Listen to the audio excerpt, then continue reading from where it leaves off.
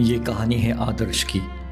एक ऐसा पति जो अपनी पत्नी से बहुत प्यार करता था, पर वो अपनी ख्याली दुनिया में कुछ ऐसे कैद था मानो वो बस मजबूर था। प्यार हो गया था हम दोनों के बीच और जल्दी जल्दी शादी भी कर ली हम दोनों ने। We were a newly-wed couple and we thought we were exploring the urge of love. शादी होके कुछ साल बीत चुके थे, मानो जिंदगी कुछ बोरिंग हो चुकी थी।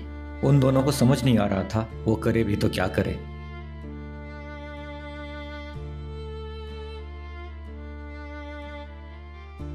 हस्बैंड और वाइफ एक दूसरे से शेयर करते हैं अपनी परेशानियां, अपने प्रॉब्लम्स, अपने दिल का हाल। अपनी ख्याली दुनिया में उस रात वो लोग एक दूसरे से कुछ और ही कह बैठते हैं।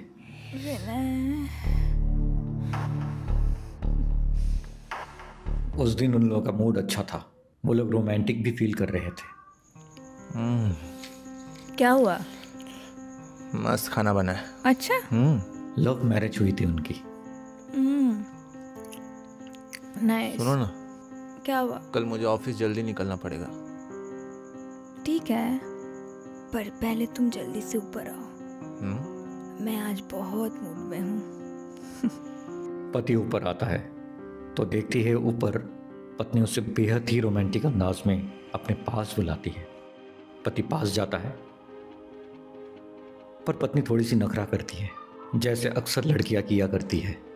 अक्सर ऐसा होता है जब जिंदगी खुशहाल होती है, चीज़ें ठीक चल रही होती है, फिर इंसान को दुखी होना पसंद होता है। उस दुख से वो खुशी लेना शुरू करता है।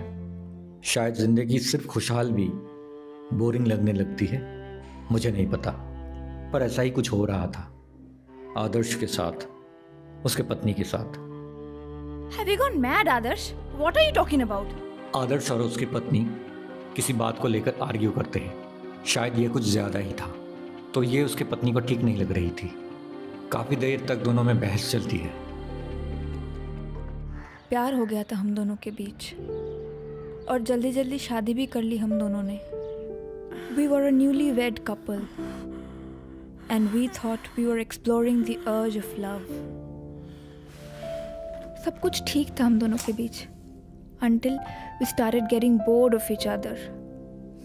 We started to innovate. We thought we were exploring. And we flew with our young, vibrating love throbbing in our heart. शायद कुछ ज़्यादा ही एक्सप्लोर करने लगे थे हम दोनों। ये हम दोनों का प्यार था या अजीब सा जुनून सवार हो गया था, पता नहीं। मैं नहीं चाहती थी कि ये सब हो, but those intimate moments with Vinay took me more into it. लगाव होने लगा था मुझे विनय से। आदर्श अपने नशे में इतना ही धुत था कि उसे एहसास ही नहीं हुआ कि मैं किस दौर से गुजर रही हूँ। मेरे दिल की गहराई में जहाँ पे आदर्श को होना चाहिए था, वो जगह विनय लेने लगा था।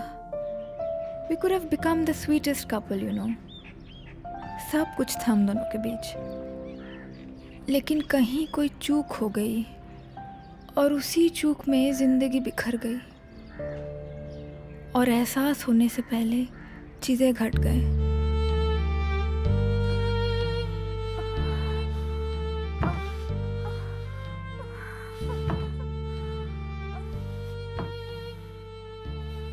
कभी दुख होता है प्यार ना पाने की, कभी दुख होता है जिसे पाया है उसे पाना ही नहीं था, और कभी जिंदगी इन दोनों सिचुएशन के बीच की होती है। जिसे पाया है उसे पाना ही चाहिए, उसे ही पाना चाहता था।